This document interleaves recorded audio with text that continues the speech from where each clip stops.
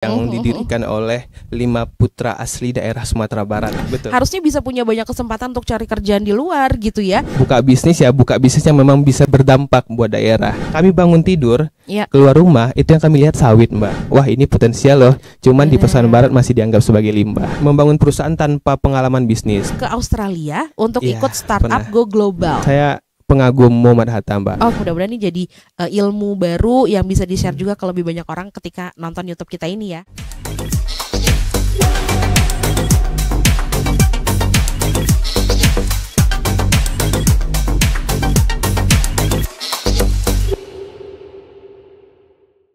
Halo pemirsa podcast RRI Bukit Tinggi, balik lagi barengan saya Irvi Anissa. Dan tentunya seperti biasa kita akan ngobrol santai tapi juga penuh dengan inspirasi, menghadirkan kisah-kisah yang luar biasa. Dan tentunya orang-orang juga yang berani melangkah lebih jauh dari zona nyamannya ya. Dan hari ini kita akan membahas topik yang sangat menarik nih teman-teman, yaitu tentang gimana sesuatu yang awalnya kita anggap limbah gitu ya, tapi ternyata bisa diolah menjadi produk yang punya nilai yang sangat tinggi, bahkan bisa menembus pasar dunia. Contohnya aja limbah sawit. Pernah kebayangin gak sih kalau setiap tahunnya industri kelapa sawit kita itu menghasilkan jutaan ton limbah yang bisa berupa pelepah ataupun daun sawit gitu ya. Karena kan biasanya yang diambil cuma buahnya aja kan. Nah, dan fakta yang diambil dari Badan Pengelola Dana Perkebunan Kelapa Sawit atau BPDPKS, katanya nih potensi biomasa dari perkebunan sawit di Indonesia itu mencapai 43,8 juta ton per tahun. Tapi sayangnya sebagian besar limbah ini belum dimanfaatkan secara optimal. Nah, di sini nih kisah luar biasanya dimulai. Karena yang bakal temenin Irvi ngobrol saat ini adalah sosok anak muda yang berprestasi dan emang masih muda banget juga gitu ya. Seorang CEO dari CV Surya Agro Nusantara. Namanya adalah Muhammad Abdu Syadli. Usia tuh masih 20-an lah ya. Nih, 20-an ya, seumuran sama Irvi. Cuma mungkin lebih belasan tahun aja. Lebihnya banyak gitu ya. Nah, di usianya yang masih muda ini dia sudah berhasil mengubah daun sawit ini menjadi sapu lidi dan juga minyak atsiri, minyak essential oil kayak gitu ya. Dan ini ternyata diminati di pasar internasional. Bahkan sampai juga pernah menimba ilmu di Australia lewat program Startup Go Global. Nah, penasaran banget pengen kenalan langsung sama orangnya. Siapa sih CEO muda ini gitu ya, kok bisa punya ide sangat cemerlang gini? Langsung aja yuk kita kenalan sama Muhammad Abdu Syadli. Halo Sadli. Halo, Kak. Panggilannya Sadli ya? Panggilannya Sadli. Gimana kabarnya hari ini, sehat ya? Alhamdulillah sehat. Sehat selalu, alhamdulillah. Sehat selalu, wadah. Kan katanya Sadli ini bukan anak muda yang biasa gitu ya. Bukan anak muda biasa. Karena anak muda biasa tuh lagi galau-galaunya biasanya seumur-umur ini ya. Kalau Sadli justru galaunya itu adalah memikirkan usahanya. Iya kan. Nah, ya, sekalian kenalan juga nih sama Sadli. Bisa dong diceritain awalnya Sadli itu sebelum dikenal jadi CEO Surya Agro Nusantara, itu siapakah Sadli? Asik. Oke, makasih Kak Irvi kesempatannya ini. Kenalin, saya Sadli, saya CEO dari perusahaan Surya Agro Nusantara. Oke. Jadi CV Surya Agro Nusantara ini adalah perusahaan, Mbak, yang didirikan oleh 5 putra asli daerah Sumatera Barat. Asli orang Sumatera Barat. Asli Awak ya? asli orang awak. Tepatnya anak-anak muda asli Pasaman Barat. Oke. Jadi pada waktu itu kami ini masih berlatar belakang bermacam-macam. Ada yang masih kuliah S1, ada yang sedang melanjutkan studi di S2, dan saya sendiri waktu itu baru lulus kuliah, masih fresh graduate ini. Jadi ini umurnya sekitar benar-benar 20-an awal ya? Kayaknya waktu mendirikan perusahaan itu saya masih berusia sekitar 22 atau 23 deh. Masih muda banget ya? Masih muda banget. Jadi beberapa bulan sebelum perusahaan kami ini berdiri, saya baru wisuda, baru lulus, dan sebelum itu saya fokusnya di Pasaman Barat itu mendirikan beberapa komunitas yang berfokus pada kewirausahaan. Jadi kami punya niat bagaimana UMKM ini bisa terdigitalisasi selingkup Pasaman Barat. Itu awalnya ya? Awal mulanya, karena memang saya meniatkan itu pulang dari kampus, menimba ilmu di kampus, saya ingin mengabdi buat bangsa ini. Cuman kalau berpikir kita mau mengabdi di bangsa ini skala nasional kayaknya ukur-ukur bayang-bayang kalau kata orang-orang agak kurang. Jadi saya memutuskan untuk pulang ke daerah. Setidaknya kalau belum bisa berbakti kepada negara dalam skala nasional, saya ingin berbakti untuk Pasaman Barat terlebih dahulu. Ih, keren banget itu. Jarang loh ada yang kayak gitu. Biasanya kan nyari kerja sekalian udah kuliah. Tadi Sadli kuliahnya di mana? Saya kuliahnya di UIN Sunan Kalijaga Yogyakarta. Nah, dari jurusan Jogja perbankan syariah. Jadi saya sarjana ekonomi. Nah, dari Jogja gitu ya, dengan titel sarjana ekonominya, betul, harusnya bisa punya banyak kesempatan untuk cari kerjaan di luar gitu ya. Tapi malah milih buat pulang kampung. Karena memang sebenarnya peluang itu banyak, Mbak. Peluang itu banyak, nggak harus di kota, dan di kampung kita sendiri sangat banyak. Dan kami sudah membuktikan. Betul, betul banget tuh. Nah, jadi langsung nih pas nyampe di kampung, bekerja dengan teman-teman UMKM berarti gitu ya, nolongin teman-teman UMKM. Betul Terus sekali. bisa sampai ke si limbah sawit tadi tuh gimana ceritanya? Jadi kan yang namanya baru lulus kuliah ini kita dihadapkan pada beberapa pilihan ya, Mbak ya. Kita ini mau menjadi akademisi, praktisi atau entrepreneur sekalian. Betul. Jadi melihat berbagai peluang yang sangat banyak di Pasaman Barat, dan saya memang hobi sebenarnya di dunia bisnis. Oh gitu. Jadi waktu zaman kuliah saya juga mendirikan beberapa usaha UMKM lah. Jadi pulang dari kampus ini saya memikirkan kayaknya bersama teman-teman ini sekalian aja deh kalau mau buka bisnis, ya buka bisnis yang memang bisa berdampak buat daerah. Dan dibentuklah perusahaan Surya Agro Nusantara. Yang saat ini kita berfokus pada kegiatan ekspor, Mbak, komoditas pertanian. Sudah kirim beberapa produk asli Sumatera Barat ke berbagai negara. Wow, keren banget loh. Itu udah sampai ke luar negeri gitu, pasti prosesnya agak panjang ya. Lumayan, sangat panjang malahan. Sangat panjang malahan gitu ya. Nah, tapi sebelum kita ngomongin tentang proses itu ya, yang mencetuskan ide untuk ngambil limbah kelapa sawit itu siapa, Sadli? Yang mencetuskan ide, jadi kebetulan dari lima founder ini, dua diantaranya ini adalah teman-teman yang berfokus pada agriculture, Mbak. Jadi program studinya itu agriculture, dan kita kan sama-sama tahu nih tadi di pembukaan bahwasannya Indonesia ini salah satu penghasil perkebunan kelapa sawit terbesar di Indonesia, di dunia ya. Dan salah satunya kalau untuk wilayah Sumatera Barat, Pasaman Barat itu merupakan daerah dengan penghasilan perkebunan kelapa sawit terbesar. Jadi melihat potensi di sekitar ini, kami mempunyai misi bagaimana kami bisa memberikan dampak buat daerah, dan salah satunya di sektor agriculture. Pasaman Barat sendiri itu dia punya beberapa produk unggulan sebenarnya, Mbak. Tapi hari ini yang namanya pertanian, penyakitnya ataupun kekurangannya para petani ini kan kendalanya sebenarnya adalah harga yang sangat tidak stabil di market itu mengakibatkan petani itu cenderung untuk berpindah-pindah komoditi. Mana yang mahal mahal itu yang ditanam. Kan itu yang sangat kita sayangkan, dan itu sebenarnya kasihan kita kepada petani. Dan kami melihat Pasaman Barat itu hari ini cenderung untuk agriculture-nya itu didominasi oleh produk perkebunan kelapa sawit. Jadi dengan misinya kami ingin tembus pasar ekspor, setidaknya kami bisa membantu para petani ini untuk memutus atau memperpendek rantai distribusi. Betul. Jadi itu emang dari awal ketika CV Surya Agro Nusantara ini dibuat gitu ya, didirikan, emang udah mindsetnya tuh mau jadi eksportir gitu. Betul, memang target awal kita tuh eksportir, target kedua kita itu ingin kayak membentuk desa wisata lah di Pasaman Barat.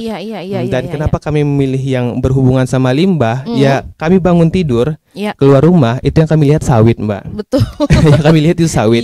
Jadi karena kami mendalami lingkungan ekspor, riset dan melakukan berbagai berbagai riset terus analisa, kami melihat sebenarnya selain tandan buah segar yang disampaikan tadi itu masih banyak loh gitu komoditi yang bisa dimanfaatkan, dan salah satunya itu adalah limbah dari pelepas sawit. Jadi perusahaan kami ini kan berdiri sekitar 2021 ya, Mbak ya. Masih ingat lah kita kan kondisi itu COVID masih melanda, kemudian daya beli masyarakat melemah, berakibat ke pasar itu bergerak secara lambat. Jadi kami berpikir bagaimana caranya, ada nggak sih kira-kira komoditi yang ini market baru loh bagi Pasaman Barat, hasil bisa memberikan penghasilan tambahan yang baru bagi masyarakat sekitar. Dan melakukan riset, ternyata pelepas sawit itu diminati oleh market internasional, terkhusus lidi sawitnya. Cukup lama nggak sih ngelakuin riset itu? Risetnya sih sebenarnya nggak cukup lama, karena hari ini kita bisa dibantu oleh teknologi ya, Mbak ya. Jadi saya tinggal melihat beberapa analisa pasar, pesaing dan sebagainya, ternyata wah ini potensial loh. Cuman di Pasaman Barat masih dianggap sebagai limbah. Gitu. Jadi sebelum ada teman-teman di CV Surya Agro Nusantara ini, sebelumnya nggak ada nih yang ngolah. Mungkin 3-4 tahun yang lalu sebulan atau 2 bulan ada, tapi bisa dibilang kayaknya nggak ada deh, karena hari ini kan kami sudah rutin ekspor nih, berdasarkan data dari Dinas Perindustrian, sepertinya eksportir perdana sapu lidi sawit di Sumatera Barat itu hanyalah Surya Agro Nusantara. Wah, luar biasa. Jadi semua pelepah-pelepahnya itu ya, si daun-daun sawitnya itu semuanya di-kop nih sama CV Surya Agro Nusantara ini ya. Sebenarnya sih enggak juga, belum juga, karena kita harus mengakui kita juga dibantu oleh teman-teman para pelaku usaha lainnya. Ada pengepul-pengepul yang ada di berbagai daerah sih Mbak. Jadi viralnya lidi sawit di Sumatera Barat ini bukan karena kami aja, tapi karena semua bantuan dari masyarakat sekitar, pemerintah dan sebagainya. Juga sempat viral ya videonya ya, yang lumayan sama Pasbar News itu sekitar 600 atau 700 ribu yang view. Iya betul. Komentar orang apa aja tuh di videonya? Komentarnya ada yang positif, ada yang negatif. Negatifnya apa? Negatifnya mungkin kenapa sih harganya sangat rendah gitu kan. Gitu. Padahal kan kita ini mengubah yang awalnya tidak bernilai menjadi bernilai. Tapi nggak apa-apa, kan semua itu pandangan masyarakat. Iya. Nah, kalau boleh tahu nggak kita berapa sih harganya kalau dibeli ke petani? Kalau dibeli ke petani itu sekarang estimasi harga di market lokal ya Mbak ya, beli ke petani langsung sekitar 4.000 sampai 4.500 per kilogram. Per kilogram. 4.000 sampai 4.500. Sedangkan harga tandan buah segar Mbak di Pasaman Barat itu paling cuma 2.900. Wah, jadi lebih mahal si pelepahnya ini betul, daripada lebih mahal buahnya. Pelepahnya. Ya betul. Oke. Jadi sebenarnya si petaninya lebih untung ngejual si lidi sawitnya ini ya. Iya, di Pasaman Barat Mbak sekarang 2021 masih dianggap limbah. 2025 tahu nggak, sekitar per bulannya itu uang yang masuk ke Pasaman Barat dari hasil pembelian lidi langsung ke tingkat petani itu sudah menghasilkan sekitar 400 sampai 800 juta per bulannya. Bayangin aja, dan itu langsung ke petani-petani langsung gitu ya. Betul. Jadi mereka langsung ngerasain dampaknya gitu ya. Paling kalaupun ada pengepul itu berarti cuma 2 tangan lah berarti ya. Petani, pengepul langsung ke teman-teman CV gitu. Wah, luar biasa. Jadi semua tuh gudangnya segala macam tuh di Pasbar semuanya. Gudang ada di Pasbar, tapi gudang akhir kita adanya di Medan, Mbak. Oh, di Medan. Karena kan sekarang kendala ekspornya Sumatera Barat ini kita sedikit kesulitan untuk direct langsung ekspor dari Teluk Bayur. Oh, kenapa tuh? Apa tuh problemnya? Karena rata-rata dari informasi yang kami dapat nih, konsultasi juga dengan Dinas Perindustrian dan Perdagangan, Teluk Bayur ini kita belum bisa direct ekspor. Jadi gitu. Barang yang kita kirim dari Teluk Bayur harus transit lagi nih di Jakarta. Gitu. Yang namanya transit kan otomatis menambah biaya tambahan. Menambah biaya, betul. Jadi hanya komoditi-komoditi tertentu yang bisa langsung dari Teluk Bayur. Gitu. Jadi setelah dihitung-hitung kayaknya lebih efektif dan efisien kalau ke Medan aja. Medan, gitu. Iya. Jadi kami via Belawan. Oh, dari Belawan ya. Oke. Mudah-mudahan kalau bisa nanti langsung dari Teluk Bayur tentunya ini akan lebih menguntungkan ya. Kami berharapnya lebih sih dengan podcast gitu ya. Ini pemerintah bisa melihat sih Mbak. Betul. Bisa jadi ini salah satu hal yang ternyata harus kita buka juga nih via Teluk Bayur gitu. Bisa jadi. Nah, kan ya seperti tadi tuh dari pengirimannya aja juga udah ada kendala. Kalau kendala yang dihadapi dari grassroots nih, dari masyarakat ada nggak sih, Sadli? Kendala dari masyarakat tantangan gitu, pasti ada Mbak. Kan kita membangun bisnis ini dengan kondisi knowledge yang sangat minim ya. Hasil kami ini rata-rata belajarnya itu di lapangan sekaligus belajar via media-media yang kami bisa pelajari lah gitu. Kendala kita di ekspor ini ternyata setelah kami dalami bukan pada buyernya, bukan pada importirnya, tapi pada bangsa sendiri gitu. Ini harus kita akui ya. Harapannya ini menjadi introspeksi buat kita bersama. Betul. Kendalanya sih sebenarnya di awal-awal. Kalau untuk lidi sawitnya, ini hal yang wajar sih sebenarnya Mbak. Kan pasar itu belum terbentuk di Pasaman Barat. Otomatis kalau pasar belum terbentuk, ada tahap yang namanya edukasi pasar. Jadi edukasi pasar ini pengenalan kepada masyarakat tentang potensi limbah tadi ini. Tentu menghadirkan berbagai macam respon. Ada yang respon positif, ada yang respon negatif. Bahkan cemoohan pun itu sering kami terima. Tapi ya nggak apa-apa. Fokus kita kan memberikan dampak bagi Pasaman Barat. Betul. Tapi alhamdulillah hari ini ini kita sudah bisa memviralkan lidi ini. Iya. Kemudian kendala yang lainnya itu sebenarnya lebih ke suppliernya sih Mbak, pengepul itu. Pengepulnya kenapa tuh? Tantangannya di mana tuh kalau dari mereka? Kebanyakan pengepul itu kayaknya belum terbiasa memegang uang banyak. Oke. Itulah dia bangsa kita sendiri. Betul. Jadi ini kayaknya karena masih 4 tahun kurang lebih lah ya. Ya tampaknya edukasinya juga harus lebih panjang lagi. Dan mudah-mudahan ini jadi awal yang baik lah untuk kedepannya gitu ya. Mudah-mudahan ya. Nah, jadi ini kalau misalnya bisa digambarin nih Sadli prosesnya tuh untuk ekspornya tuh seperti apa? Jadi dikumpulin oleh pengepul nanti di Sadli beli, kemudian dikumpulkan di gudang. Betul. Itu dalam bentuk apa? Oke, jadi dari tingkat petaninya dulu ya Mbak ya. Itu kan setiap 2 minggu sekali sawit itu pasti panen Mbak. Betul. Jadi sebelum tandan buah segarnya itu diturunkan, wajib pelepahnya diturunkan. Wajib pelepahnya diturunkan. Jadi pelepah-pelepah segar itu diambil oleh petani, kemudian diraut di rumah, dikeringkan, dan nanti secara rutin mungkin 1 minggu sekali atau tiap hari ada pengepul yang menjemput. Nah, pengepul ini akan distribusiin lagi nih lidi sawit dalam kondisi raw material ke gudang akhir di Medan. Jadi yang kami ekspor itu masih kondisi raw material Mbak. Jadi sebenarnya masih banyak nih inovasi added value-nya dari limbah ini tadi. Betul. Jadi bisa jadi kita yang olah sendiri, kita kirim barang jadi bisa kayak sangat, gitu juga ya. Sangat bisa Mbak. Ini aja kami baru ekspor raw material. Jadi lidi-lidian dari tingkat petani itu kami packaging 50 kg per karung, itu yang kami ekspor. Dan permintaannya rata-rata satu buyer, ada yang puluhan kontainer, ada yang belasan kontainer, ada yang mungkin 2-4 kontainer sebulan. Dan hari ini kami rutin kirim ke India dan Nepal. Biasanya di negara mereka tuh buat apa sih ini si lidi-lidi sawit ini? Ya, lidi ini sebenarnya erat kaitannya Mbak dengan kondisi geografis mereka, sosial budaya dan agama. Jadi kan masyarakat Hindu ini berkasta-kasta. Dan kemudian lokasi wilayah mereka kan nggak semuanya masih modern. Banyak juga yang kayak kita. Jadi tradisional sekali. Jadi kebutuhannya itu hanya untuk kebersihan. Oh gitu. Kebersihan. Iya. Memang untuk itu aja sebenarnya ya. Aku pikir ada dijadiin apa lagi di sana gitu ya. Ada orang yang bilang ini dijadiin dupa nih gitu. Ini dijadiin kerajinan nih. Bisa jadi. Tapi informasi yang kami dapat dari buyer cuman sapu. Untuk jadi sapu. Sapu tok. Tapi permintaannya luar biasa ya. Luar biasa Mbak.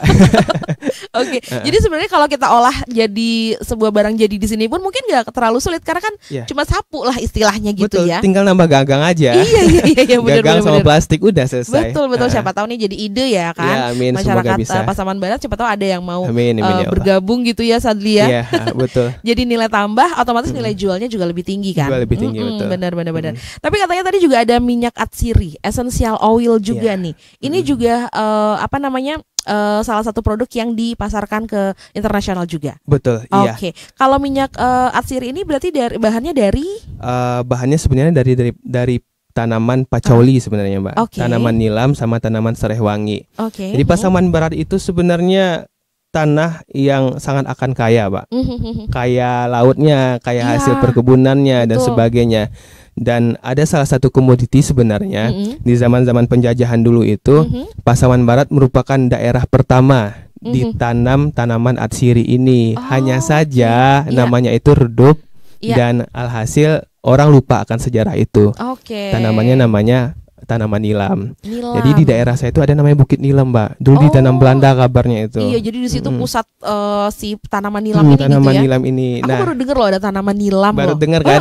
Jadi parfum yang kita pakai kalau wanginya itu lama, sebenarnya ada tambahan kandungan pacauli Mbak.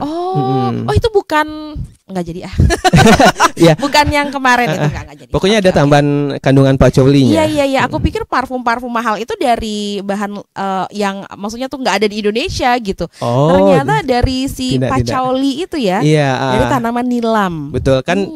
Parfum itu ada yang wanginya cinnamon, citrus dan sebagainya. Betul. Dan zat pengikat parfum itu salah satunya diambil dari minyak nilam tadi.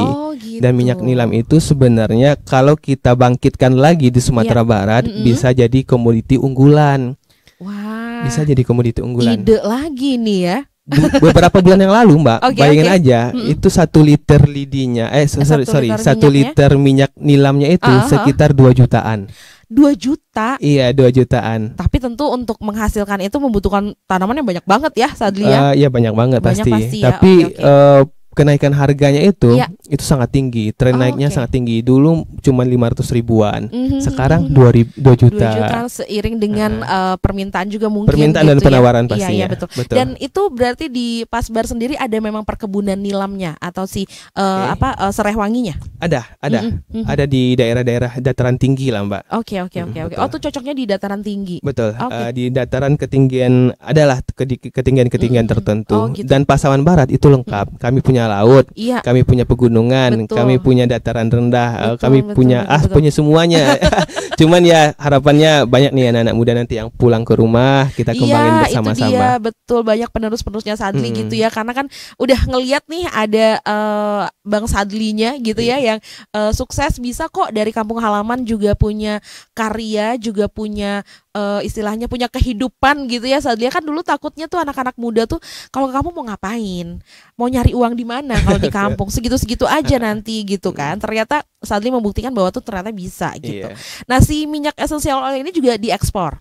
Iya, diekspor, Mbak. Diekspor juga, oke. Rata-rata itu dikirim ke Singapura dulu, Singapura dikirim lagi ke negara-negara tujuan ekspor. Oke. Nah, untuk membuatnya jadi minyak itu di mana?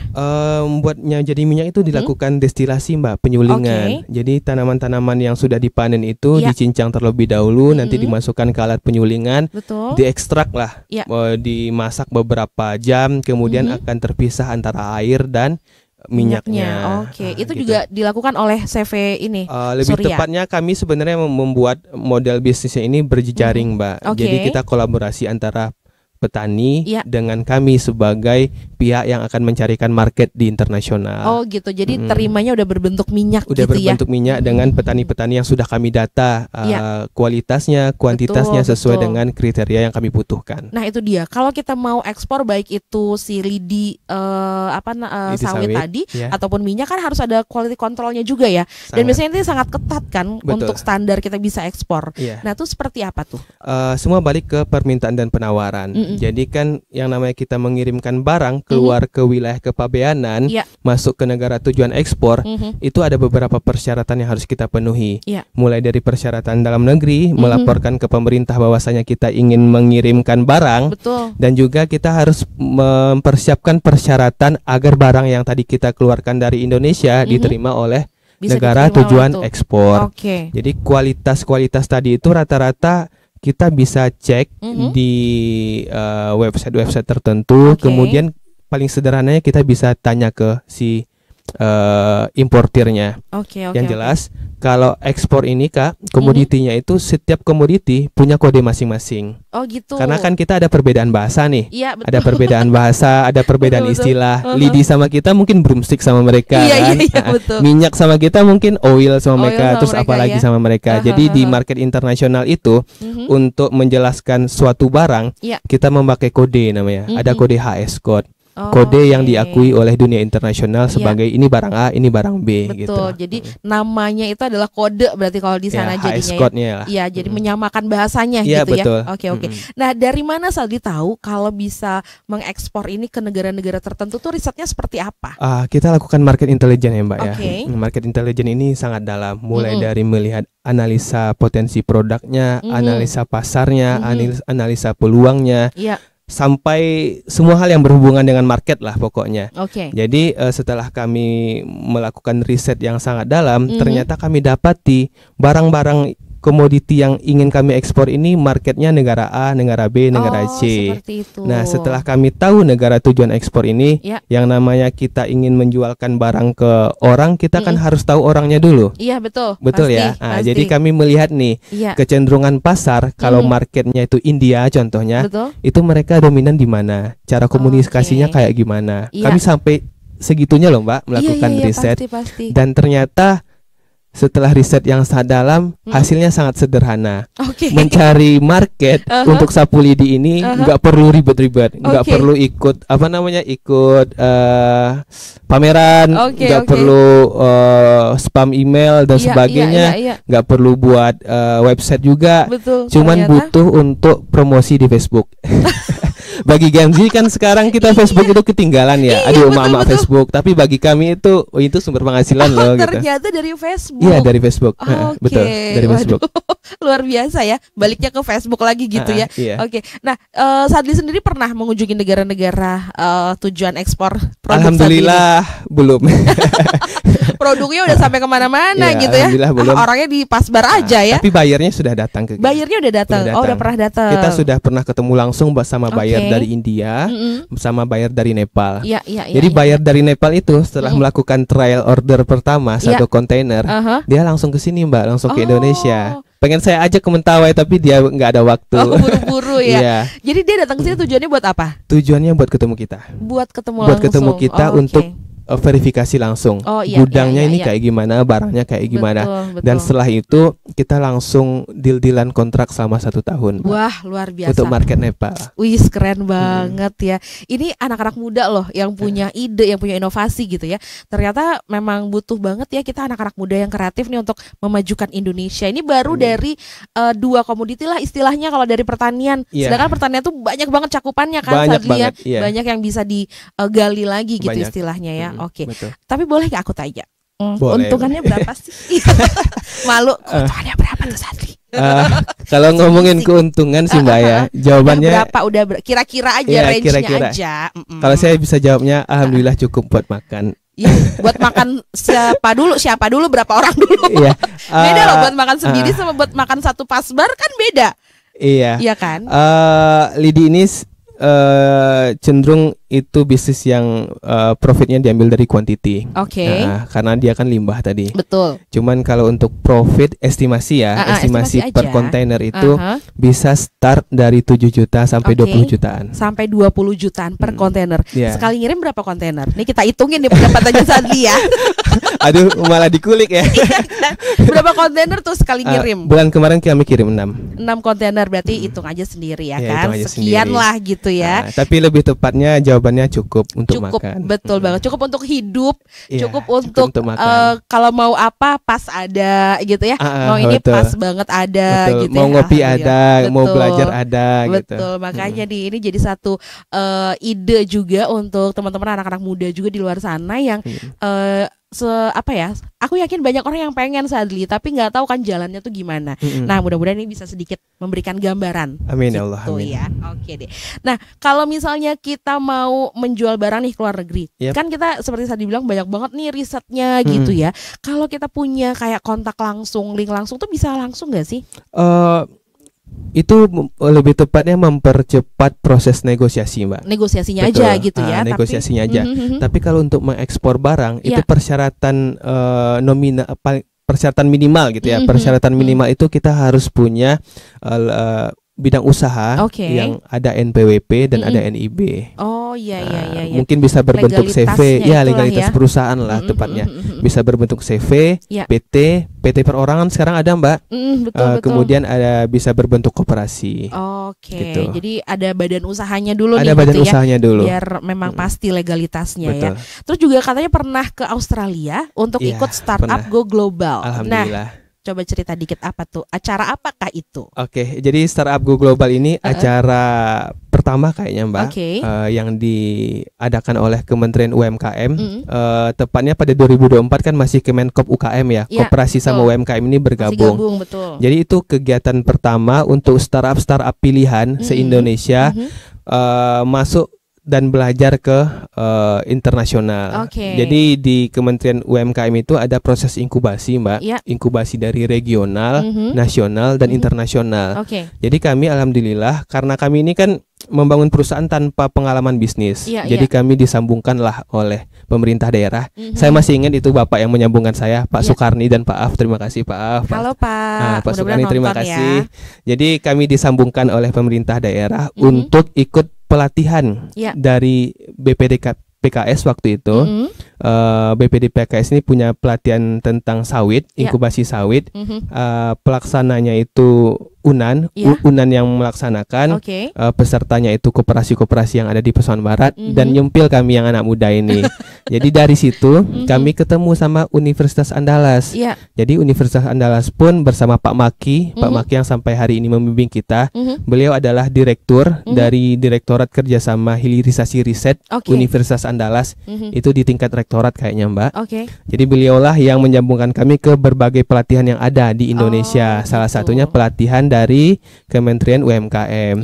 Jadi yang mengikuti kegiatan Startup Go Global itu seleksinya mungkin ribuan ya Mbak ya, karena kan inkubasinya dari regional. Iya, diseleksi lagi ya. Diseleksi lagi dan yang terpilih itu seingat saya cuma belasan, paling 11 se-Indonesia. Berangkat ke Australia. Berangkat ke Australia. Apa aja pelajaran yang didapat di dalam acara itu?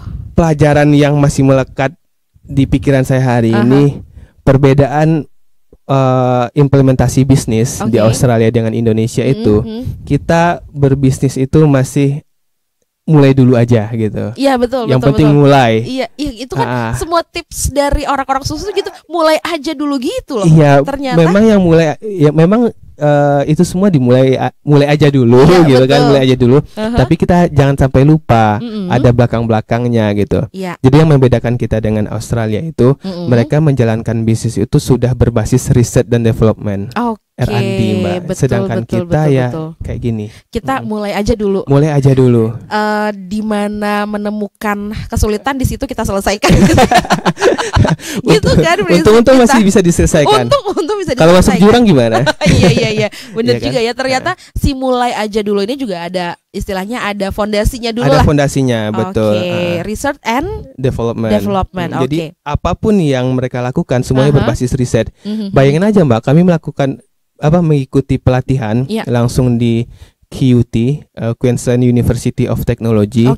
Jadi mereka berkolaborasi dengan pemerintah dan swasta melakukan riset pelepah pisang. Pelepah pisang. Lebih tepatnya pohon pisang lah gitu. Pohon pisang. Udah tahun-tahunan. Iya. Bertahun-tahun melakukan riset pisang aja. Yang di Indonesia itu masih jadi samsak kan gitu. Salam masih dari ingat kan? Itu ya. Itu dia. Oke. Dan mereka tuh mau apa dari riset itu, apa yang mereka harapkan kok sampai bertahun-tahun sangat gitu? Banyak Mbak. Mungkin kecenderungan pisang ini kan mudah tumbuh ya dan sebagainya. Jadi hasil-hasil dari pisang ini bisa dijadikan ketahanan pangan mereka. Andai kata nih suatu hari ternyata timbul tsunami kelaparan, mereka sudah siap Mbak. Minimal pisang mereka makan. Iya betul. Kita gimana nanti kita gitu kan? Udah mikir ke situ belum gitu ya? Iya. Paling enggak kita mulai dulunya tuh mulai perbaiki lah. Membangun bisnis itu upayakan ada riset dan developmentnya. Betul. Ini juga nggak sih pelajaran yang Sadli dapat ketika ke Australia, juga pasti ngedatengin banyak perusahaan juga di sana ya? Sangat banyak. Ya kan? Apa aja tuh yang bisa kita terapkan lah, atau at least yang udah Sadli terapkan di perusahaan sendiri? Yang bisa kita terapkan untuk usaha kita, saya jujur Mbak melihat apa yang mereka lakukan itu sebenarnya 11-12 juga dengan Indonesia. Cuman kurangnya itu aja. R&D-nya aja kita Mbak. Kita kurang di situ ya. R&D-nya aja. Iya. Ayo kita bolehlah kita ngomong inkubasinya mereka itu kayak gini udah maju dalam pikiran kita kan. Betul. Jujur menurut pandangan saya lebih maju lagi inkubasi yang dilakukan oleh Kementerian UMKM. Oh iya. Oke. Bedanya mungkin skop negara kita ini kan sangat luas. Dari Sabang sampai Merauke. Jadi butuh perapian yang matang lah gitu. Jadi padahal langkahnya udah sama nih gitu ya. Mbak. Bedanya ini mereka membangun sebuah bisnis didukung sama infrastruktur yang memadai. Nah, betul. Jadi faktor-faktor pendukung di mereka tuh sudah lebih baik lah dari kita Mbak. ya. Di Sydney itu waktu saya ke Australia yang tahap kedua menjadi delegasi khusus nih Indonesia untuk menghadiri forum internasional di Australia, Indonesian Australian Business Council namanya di Sydney. Di situ kami mengunjungi juga ada namanya Startup Hub Mbak. Jadi tempatnya para UMKM yang sedang bertumbuh itu mereka kumpul di satu tempat. Kayak komunitas kalau di kita. Komunitas. Tapi kan sayangnya di Sumatera Barat kita belum punya nih. Iya. Anggaplah di Pasaman Barat. Saya pengen ngobrol sama teman-teman yang sedang merintis bisnis. Saya bingung Mbak nyarinya di mana. Nyarinya kemana? Makanya saya dirikan komunitas tadi. Agar saya bisa nih ketemu sama kolam yang sama. Betul. Di gitu. Mereka tuh sudah ada. Sudah ada. Ya? Dan mereka itu terdata berapa yang sudah berhasil, udah berapa pendapatannya dan sebagainya udah lengkap. Bukan hanya data di awal awal yang ikut bergabung siapa aja gitu iya, ya. gitu aja. Kalau kita kadang-kadang di situ ya miss-nya, maksudnya kita kayak masalah pendataan, detail-detail kecil kayak gitu tuh kita sering miss gitu ya. Sering miss. Tapi mungkin ini jadi pelajaran kan, Sadi juga pasti ikut sharing juga minimal di Pasaman Barat gitu ya. Pastinya, sharing ke teman-teman di sana juga, mudah-mudahan ini jadi ilmu baru yang bisa di-share juga ke lebih banyak orang ketika nonton YouTube kita ini ya. Iya, betul. Mudah-mudahan ya. Oke. Jadi udah 2 kali dong ke Australia. Iya, satu di Brisbane, Queensland ya. Kemudian beberapa bulan selanjutnya diajak lagi nih ke Sydney, Australia. Sydney, wow. Berarti tuh Sadli tuh sudah seorang pengusaha Indonesia, ya nggak sih? Amin. Iya kan? Amin, iya. Maksudnya kan skopnya ini udah nasional dong berarti gitu, udah dibawa ke luar negeri gitu-gitu kan. Betul. Keren banget ya, masih muda loh padahal. Tapi kami masih butuh belajar, Mbak. Iya, apa ya? Itu kayak ilmu kan berkembang terus ya. Berkembang terus. Jadi kita nggak boleh puas dengan apa yang kami nggak pernah puas, Mbak, kalau untuk ilmu. Betul banget. Dicari lagi apa yang bisa gitu ya. Betul. Terus abis ini apa nih? Kan ini udah punya 2 produk. Betul. Ngomongin tentang nggak puas tadi, tentu pengen lebih lagi. Maksudnya lebih banyak manfaat buat orang juga gitu. Iya. Ada punya rencana yang udah bisa di-spill nggak sih? Ada, sangat banyak. Sangat banyak. Ya, oke. Jadi Surya Agro Nusantara ini berdiri dilandaskan misi ingin berdampak buat daerah. Itu yang pertama. Jadi dari komoditi yang sekarang sudah rutin kami ekspor, ini tahap pertama, Mbak. Direct ekspor sukses gitu ya. Iya, betul. Tahap kedua, kami berencana ingin membuat sebuah desa eduwisata di daerah Pasaman Barat, agar nantinya itu setidaknya nih anak-anak TK, anak-anak SD, Sabtu atau Minggu bisa pergi belajar ke desa tersebut untuk melihat peluang, mengasah insting lah, memanfaatkan apapun yang berpotensi di sekitarnya. Dimulai dari pemanfaatan limbah lidi sawit. Itu yang terkhusus untuk komoditi lidi sawitnya. Kemudian setelah nanti stabil shipment kami ini mungkin 5 atau 10 kontainer sebulan, rencana kami masuk ke komoditi lainnya yang ada di Sumatera Barat. Entah itu gambir, entah itu cinnamon, kayu manis, atau cocoa fiber. Cocoa fiber, Cocoa fiber ada loh, Mbak, di Pariaman, dan juga udah ada pabriknya. Betul, itu aku dengar juga tuh, katanya tuh laku banget di pasaran. Laku banget, iya. China tuh Cina tuh ya. Oke. Jadi banyak sekali yang bisa. Banyak sekali. Banyak yang bisa, tinggal nyari orang-orang seperti Sadli yang mau melakukan itu, mau research and development dulu nih, karena itu yang itu kayaknya bagian yang paling bikin orang males. Karena belajar lama gitu ya. Betul. Ya kan? Betul.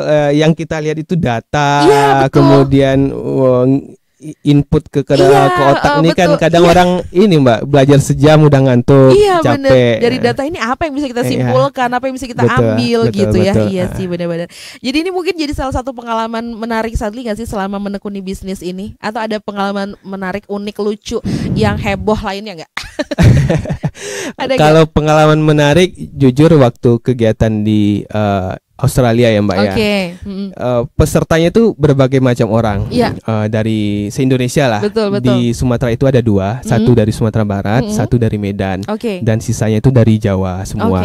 Ada yang jaringannya dari IPB, ada yang jaringannya dari UGM dan sebagainya. Jadi di kegiatan itu kami ngobrolnya santai-santai aja, Mbak, kayak kita ngobrol, bahkan mungkin lebih lagi gitu, sering bercanda-bercandaan. Tapi ternyata setelah saat didalami, ini siapa orangnya, satu orang ini omsetnya ratusan M setahun, satu orang ini puluhan M setahun, dan titel di belakang nama itu panjang-panjang, Mbak. Jadi dari situ kan Sadli kayak, oh, inilah alasannya aku harus terus belajar. Betul. Itu pengalaman paling menarik. Kalau sekarang baru ngobrol-ngobrol, kemarin bercanda-canda, besok udah sama mereka gitu. Insya Allah saya akan berpartner sama mereka, Mbak. Iya, pasti harus banget itu tuh. Nah, tadi kita udah ngomongin apalagi yang pengen Sadli lakukan ke depannya sama teman-teman gitu ya. Tapi dalam menjalani bisnis ini, prinsip apa sih yang Sadli pegang? Prinsipnya yang pertama, saya pengagum Muhammad Hatta, Mbak. Muhammad Hatta ini kan bapak koperasi. Betul. Beliau ini mengajarkan ke kita bagaimana konsep ekonomi itu perihal koperasi lah, berbasis koperasi. Bagaimana ekonomi ini berjalan dari anggota oleh anggota untuk anggota. Betul. Lebih tepatnya ini membahas tentang ekonomi kerakyatan. Jadi dari itu semua, saya ingin menjalankan bisnis ini dengan prinsip paling tidak ingin berdampak positif buat masyarakat sekitar. Bagaimana bisnis yang kami jalankan ini berkembang, bertumbuh, bukan hanya kami yang bertumbuh, tapi masyarakatnya juga bertumbuh. Dan tentunya diiringi diiringi dengan prinsip-prinsip norma-norma agama yang kita pegang. Pasti ya. Jadi pengen bertumbuh bersama, pengen punya keuntungan bersama gitu ya Sadia. Bukan hanya sekedar ngambil keuntungan dari masyarakat gitu ya, tapi pengen juga mereka merasakan itu. Betul. Tapi ada kesulitan nggak sih dapetin produknya dari masyarakat? Kekurangan gitu, pernah ngalamin nggak? Kami sampai hari ini sering kekurangan sih, Mbak. Sering kekurangan ya. Karena kebutuhannya sangat banyak. Iya, harapannya betul. Nih bisa viral di daerah lain. Ayo kembangkan juga betul, gitu. Betul. Jadi yang punya di daerah Sumatera Barat ini kebun sawitnya selain di Pasbar tuh banyak di mana lagi ya? Pasaman Barat paling besar. Kemudian ada Darmasraya, ada Solok Selatan, Si Junjung mungkin ada. Pesisir Selatan juga ada. Oke, jadi mungkin bisa ke daerah-daerah itu gitu ya ikut mensupport ya nantinya ya. Betul. Oke. Nah, sebelum kita lanjut lagi, aku punya satu segmen. Kalau tadi kita udah ngobrol serius gitu ya, banyak banget ilmu yang Irvi dapat gitu ya. Nah, kali ini aku punya segmen namanya This or That. Jadi ini jawab cepat, Sadli. Wow. Susah-susah soalnya. Asik. Tapi Sadli sih bisa. Ekspor aja bisa, masa jawab ini aja gak bisa ya kan? Oke. Yang pertama nih harus jawab cepat, nanti baru dijelasin jawabannya ya. Oke. Yang pertama, belajar dari buku atau belajar dari lapangan? Belajar dari buku. Kenapa? Semua itu dimulai dari pondasi keilmuan dulu, Mbak, baru ke lapangan. Asik. Yang kedua, mulai dari ide atau mulai dari peluang dulu? Mulai dari ide. Peluang itu ada di sekitar kita, tapi dijadikan ide itu belum tentu bisa kan? Asik. Emang cepet banget ya jawabnya. Oke, selanjutnya nih, kerja di lapangan atau kerja di belakang meja? Mungkin saat ini saya kerja di lapangan dulu. Di lapangan. Suatu hari saya kerja di balik layar. Betul banget. Di sebuah ruangan yang besar gitu ya. Tinggal kontrol-kontrol ini itu gitu kan? Ya bisa jadi, tapi lebih tepatnya tidak terlihat sama orang. Karena saya nggak mau sayang dilihat orang. Saya lebih pengen perusahaan ini yang besar. Produknya yang dikenal orang, perusahaan yang dikenal orang. Saya nggak perlu lah dikenal orang, nggak apa-apa gitu. Ini nih kayak cerita-cerita Dracin tuh. Aduh. Ya kan? Jadi si orangnya nih, si pengusaha tuh orang nggak tahu itu dia gitu ya. Kayak gitu cocok tuh. Terus nih, inovasi produk atau inovasi strategi bisnis? Inovasi strategi bisnis. Kenapa? Di inovasi strategi bisnis nanti pasti akan masuk inovasi produk, Mbak. Oh, udah ada di situ. Oke. Yang terakhir, dipercaya tim kecil atau mengelola tim yang besar? Mengelola tim yang besar. Kenapa? Karena kalau udah berhasil mengelola tim besar, artinya tim-tim kecil bisa kita handle. Oke, benar juga ya. Ini kalau orang pintar mah jawabannya ada aja ya. Iya. Ada 100 pertanyaan lagi nggak kira-kira? Oke, 100. Aduh. Ini produsernya terlalu meremehkan nih. Masa cuma 5 sih, gimana? Kurang riset narsum. Aduh. Canda ya Bu produser ya. Oke. Nah, ada beberapa pertanyaan lagi nih. Boleh. Lebih ke Sadlinya kayaknya gitu ya. Sadli tuh punya mimpi besar apa sih dalam hidup Sadli? Banyak sekali, Mbak. Tapi yang paling besar gitu.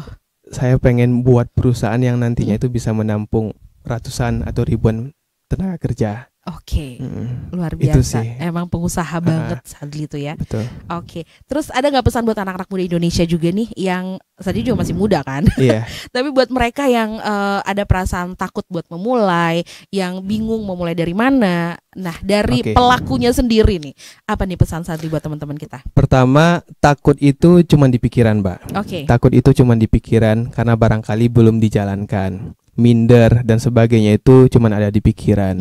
Yang penting itu kemantapan hati untuk menjalankan suatu tugas, suatu misi yang ingin kita lakukan. Dan pesan untuk teman-teman anak muda sih sebenarnya, ini giliran kita teman-teman. Ini giliran kita. Kita sudah diberikan kesempatan untuk belajar di universitas yang terkenal. Alhamdulillah udah bisa sarjana paling tidak kan. Dan setidaknya ayo kita pulang ke daerah masing-masing, ambil peran masing-masing. Yang di entrepreneur, ayo jadi entrepreneurship yang bermanfaat.